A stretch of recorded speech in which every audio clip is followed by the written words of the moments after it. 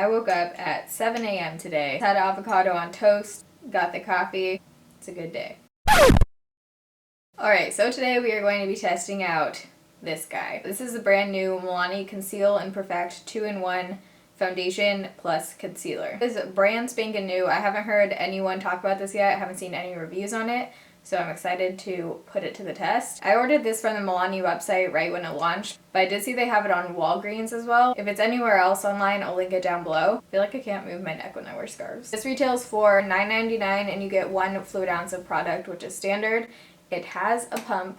Hallelujah. I love this ombre black packaging. I feel like I haven't seen that yet on a foundation, and I think it's really pretty. So this is supposed to be a medium to full coverage, lightweight, oil-free, long-wearing, water-resistant, and sweat-proof. I have normal combo, acne-prone, super sensitive skin. 9 out of 10 foundations break me out, so I'll have to keep trying this to see if it breaks me out. Hopefully it doesn't. I have the shade 01 Creamy Vanilla, and you guys will see in the demo when I put this on that this shade is so freaking dark. This is the darkest light shade I've ever seen in my entire life. So I did have to mix it in with the foundation lightener because failed princess. There are 14 shades on MILANI's website. It looks like they have a lot of middle range, like a ton of middle range, and then a couple dark ones. And then clearly their lightest shade is nowhere near light. I'm excited to see MILANI come out with a foundation. I feel like they don't come out with too many new face products. So if you want to see my thoughts on this foundation, you're in the right place. Just keep watching. Okay, so this foundation is hella dark. This is the shade 01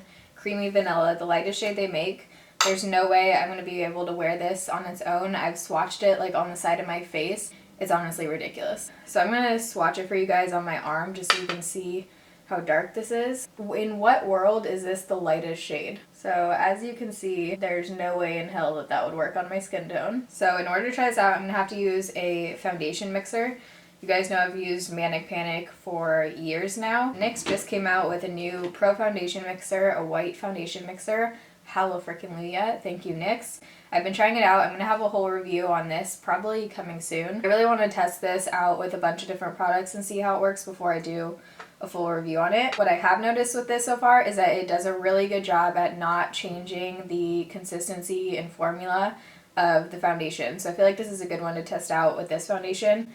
So I'm going to go ahead and mix on the back of my palette, aka Bath & Body Works candle. They say use a dime-sized amount for your whole face, but we all know I got a ton of stuff to cover up. And we're going to be mixing in something, basically cutting this in half, essentially. So I am going to add a little bit more. Consistency looks super thick. You can see it's not budging. I'm just going to squirt some of this in here. Mix away. It's looking a lot lighter on camera than it does in real life. This is a super, it's not even like yellow toned, it's kind of straight up orange toned foundation. So still pretty dark. I think we need a tiny bit more mixer. It feels like it's keeping the consistency. It still feels very thick and it's mixing in really easily with this. So I'm gonna do half my face with a makeup sponge and then half my face with a brush like they say. I'm just gonna take what's on my finger from mixing, go ahead and dab it on. Yeah, we're gonna start with a brush. So I'm using my favorite Sigma F82. This is like my holy grail foundation brush. I think I have a 10% off Sigma code, so check in the description box. Still looks like it's gonna be too dark, even mixing in a shit ton of lightener, but I think it'll be doable once we have concealer on. Not the easiest to blend out. It feels a little bit like sticky or something. For primer, I am hooked on the Nivea aftershave balm or whatever, post-shave balm as a primer.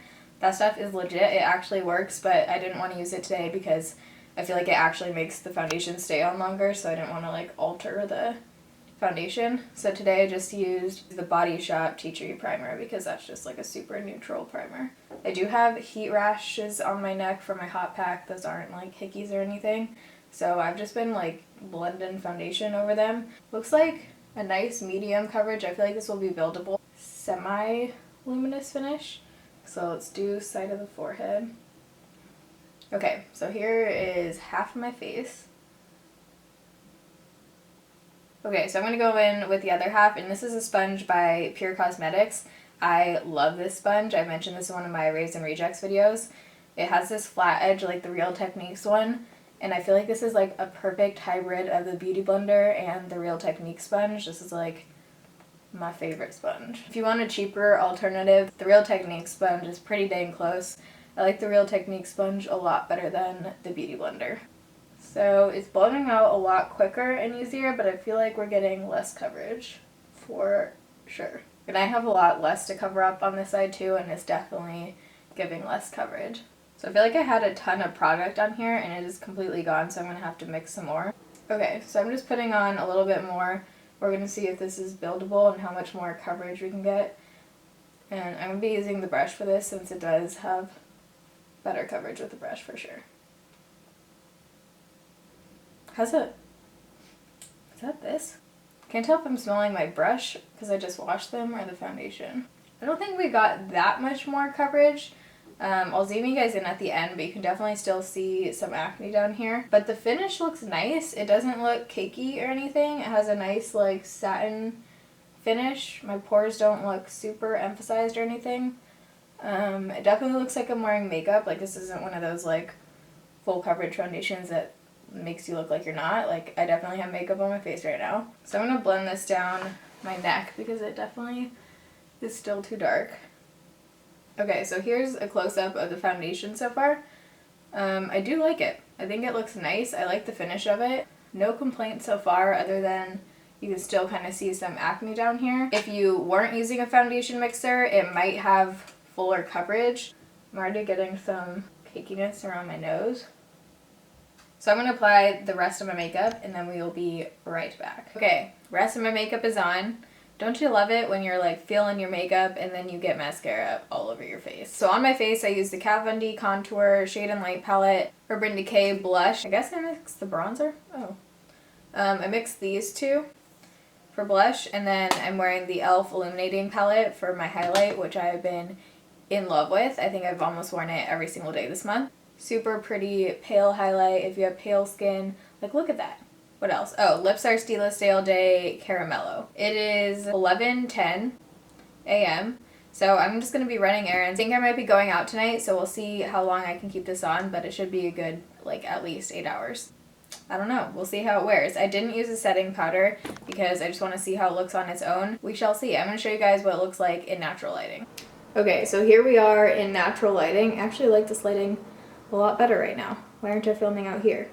Yeah, what the heck? I feel like it usually doesn't look this good in natural lighting. Anyways, I'm going to take off this scarf so you can see here's my natural pale self. And then it doesn't look too bad actually with all the shit ton of foundation mixer. I will check back in throughout the day. Gonna go get coffee, gonna go get some license plates. Okay, so it is 2:12 in the afternoon, so it's been on for 3 hours now.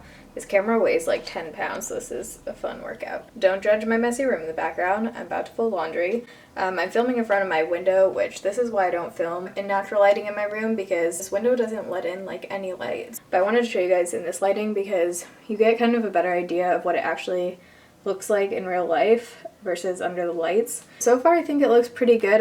My only complaint is I'm starting to get creasing right here, if you guys can see. Looking in the mirror, no other major complaints. It's holding up pretty well. Looks good on the forehead still. My only complaint is that I can totally feel it on my face. Like it's one of those foundations that you can definitely feel. It kind of feels like I have like glue on my face.